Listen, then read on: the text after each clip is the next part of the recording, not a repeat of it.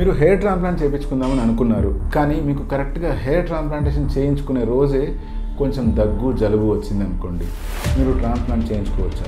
Hair transplant చేయించుకుందామని decide చేసుకున్న 2 days ముందు నుంచి మీకు ఫీవర్ ఉంది, మీరు స్టిల్ హెయిర్ ట్రాన్స్ప్లాంట్ చేయించుకోవచ్చా? హెయిర్ ట్రాన్స్ప్లాంటేషన్ ప్లాన్ చేసుకున్నారు, కానీ మీకు బ్యాక్ పెయినో లేదా సడన్గా ఇయర్లో పెయినో వస్తూ ఉంది, మరి ఈ విషయం మీరు మీ డాక్టర్తో చెప్పాలా వద్దా? Hi, this is doctor John, dermatologist, tricholyst and a hair transplant surgeon. I perform more than 1900 hair transplants passionately and still counting. మనం అన్నీ అనుకున్నట్టు ప్లాన్డ్గా చాలాసార్లు విషయాలు జరగవు.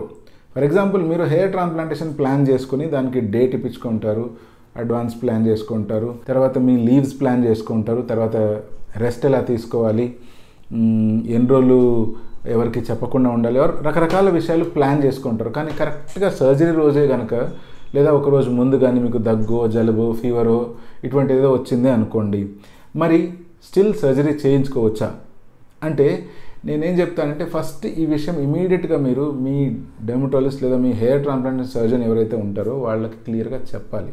అట్లీస్ట్ 1 or 2 days ముందే కనుక చెప్పినట్లయితే వాళ్ళు మెడిసిన్స్ ఇచ్చి మీకు ఆ సిచ్యువేషన్ని తగ్గించేలాగా ప్రయత్నం చేస్తారు. ఆర్ సపోజ్ మీకు ఏదైనా చెవులో నొప్పి ఉంది అనుకుందాం, లేదా బ్యాక్ పెయినే ఉంది అనుకోండి, అటువంటప్పుడు కూడా మీరు ఇమీడియట్గా మీ డాక్టర్కి చెప్పడం ఎంతైనా అవసరం. ఇప్పుడు బ్యాక్లో నొప్పి కదా, హెయిర్కి సంబంధం లేదు కదా, ఇది ఏం చెప్దాంలే అని అనుకోకూడదు.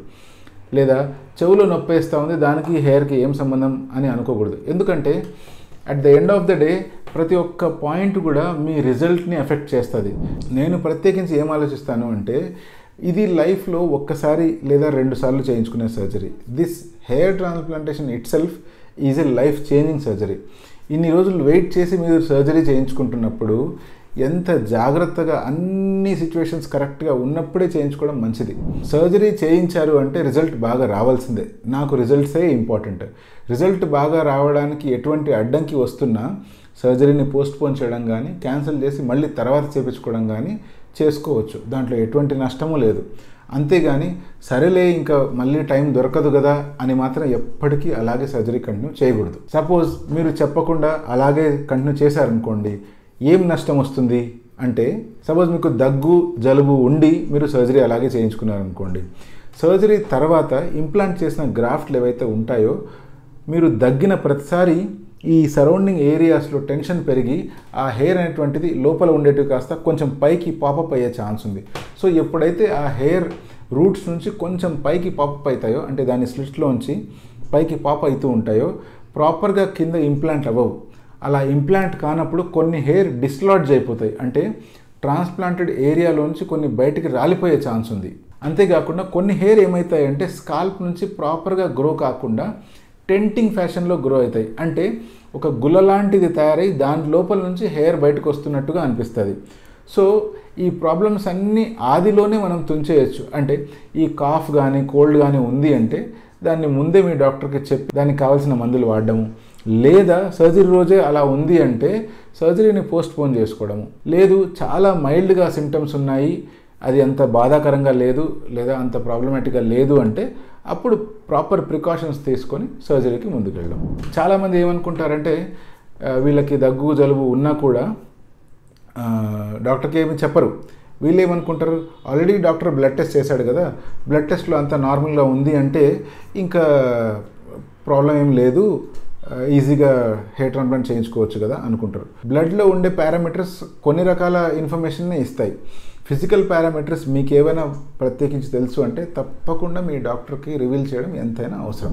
ఇంకొంతమంది ఉంటారు, వాళ్ళకి షుగర్ ఉంటుంది, కానీ వాళ్ళకి అది షుగర్ వాళ్ళు వాడే డైట్ పరంగానో లేకపోతే వాళ్ళు వాడుతున్న మెడిసిన్ వల్లనో అది కంట్రోల్లో ఉంటుంది. వాళ్ళు కూడా డెఫినెట్గా డాక్టర్ గారు మాకు డయాబెటీస్ ఉంది, మేము ఇలా డైట్ ఫాలో అవుతున్నాము, లేదా ఇలా ఎక్సర్సైజ్ చేస్తున్నాము, లేదా ఫలానా మెడికేషన్ వాడుతున్నాము అని చెప్పడం ఎంతైనా అవసరం. చాలామంది ఏమనుకుంటారంటే, నాకు కంట్రోల్లోనే ఉంది కదా డయాబెటీస్, సో నేను ఇది చెప్పాల్సిన అవసరమే లేదు కదా అని అనుకుంటారు. డయాబెటీస్ ఉన్నప్పుడు కనుక సర్జరీ చేసి దానికి ప్రాపర్ మెడిసిన్ వాడలేదంటే చాలా ప్రమాదకరం. ఫర్ ఎగ్జాంపుల్, మీకు బ్యాక్ పెయిన్ ఉంది అనుకుందాం. బ్యాక్ పెయిన్ అంటే మరీ సివియర్గా కాదు, అట్లని తక్కువ కూడా కాదు. మీరు బ్యాక్ పెయిన్కి హెయిర్ ట్రాన్స్ప్లాంట్కి సంబంధం ఏముంది అని మీరు మీ డాక్టర్కి రివీల్ చేయలేదు. ఇప్పుడు సర్జరీ జరిగిపోయింది.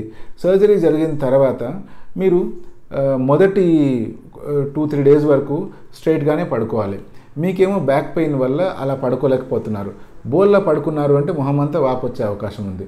సైడ్కి పడుకున్నా కూడా ఈ సైడ్ ఇయర్ పైన కొంచెం వాపు వచ్చే అవకాశం ఉంది. ఒకసారి సర్జరీ అయిపోయిన తర్వాత ఏమీ చేయలేని పరిస్థితి అవుతుంది. అందుకనే సింపుల్ బ్యాక్ పెయిన్ అయినా కూడా మీ డాక్టర్కి కనుక చెప్పినట్లయితే ఆయన కొన్ని ఎక్స్ట్రా పెయిన్ కిల్లర్స్ యాడ్ చేయడము, లేకపోతే కొన్ని రకాల పొజిషన్స్ చెప్పడము, వేటి వల్ల అయితే మీకు రిలీఫ్ ఎక్కువ ఉంటుందో, లేదా ఏదైనా ఫిజియోథెరపీ సజెస్ట్ చేయడము, లేదా ఏదైనా మసాజ్ సజెస్ట్ చేయడము, ఏదో ఒకటి చెప్పి మీ ప్రాబ్లమ్ని సాల్వ్ చేసే ప్రయత్నం చేస్తారు. ఫర్ ఎగ్జాంపుల్ మీకు చెవులో నొప్పి ఉంది అనుకుందాం. ఇప్పుడు చెవులో నొప్పి ఉంది అన్నప్పుడు అది కొంచెం నొప్పి వచ్చి పోయింది కదా, దానికి ప్రత్యేకించి చెప్పాల్సిన అవసరం లేదు కదా అని మీరు అనుకుంటారు. కానీ సడన్గా మీరు ట్రాన్స్ప్లాంట్ చేయించుకున్న రోజే మళ్ళీ ఆ చెవు నొప్పి కూడా వచ్చింది. ఇప్పుడు ట్రాన్స్ప్లాంట్ చేయించుకున్న మొదటి రోజు, రెండో రోజు కొన్ని చిన్న చిన్న రెస్ట్రిక్షన్స్ ఉంటాయి. అటువంటి పీరియడ్లో మీకు చెవు నొప్పి కూడా వచ్చింది, అది విపరీతమైన పోటుగా ఉందనుకోండి. అటువంటప్పుడు ఈ బాధ భరించలేక మీరు చేతులు పొరపాటున తల మీద పెట్టుకునే అవకాశం ఉంది. సో చిన్న చిన్న పెయిన్స్ని కానీ చిన్న చిన్న ప్రాబ్లమ్స్ని కానీ నెగ్లెక్ట్ చేసి డాక్టర్ దగ్గర ఇవి దాచి ఉంచడం, అంటే వాంటెడ్గా కావచ్చు, లేకపోతే అవుట్ ఆఫ్ యువర్ ఇన్నోసెన్స్, మీకు తెలియక దాచడం కూడా కావచ్చు. సో అటువంటిది ఎప్పటికీ చేయకూడదు. మీ డెర్మటాలజిస్ట్ కానీ మీ హెయిర్ ట్రాన్స్ప్లాంట్ సర్జన్కి కానీ మొత్తం క్లియర్గా ఎప్పుడైతే మీరు రివీల్ చేస్తారో మీకు ఒక ప్రాపర్ ట్రీట్మెంట్ అనేది దొరుకుతుంది. నిజంగా మీ బాడీ ఆ రోజు ట్రాన్స్ప్లాంట్ సర్జరీకి రెడీ లేదు అంటే డెఫినెట్గా పోస్ట్పోన్ చేసుకొని ఒక కరెక్ట్ ప్రాపర్ డేట్ని నిర్ధారించుకొని పర్ఫెక్ట్ సర్జరీ అనేది మీకు చేయవచ్చు. ఎప్పుడైతే మీ సర్జరీ పర్ఫెక్ట్ జరుగుతుందో మీకు రిజల్ట్స్ ఆసమ్గా ఉంటాయి. సర్జరీ చేసినందుకు నాకు కూడా ఎంతో సాటిస్ఫాక్షన్ ఇస్తుంది. మీ ఫ్రెండ్సే కనుక ఎవరైనా హెయిర్ ట్రాన్స్ప్లాంట్ ప్లాన్ చేస్తున్నారు అండ్ వాళ్ళకి కాఫ్, కోల్డ్, ఏవైనా చిన్న చిన్న నొప్పులు ఉన్నాయి అంటే తప్పకుండా వాళ్ళకి ఇది షేర్ చేయండి. This is doctor John signing of.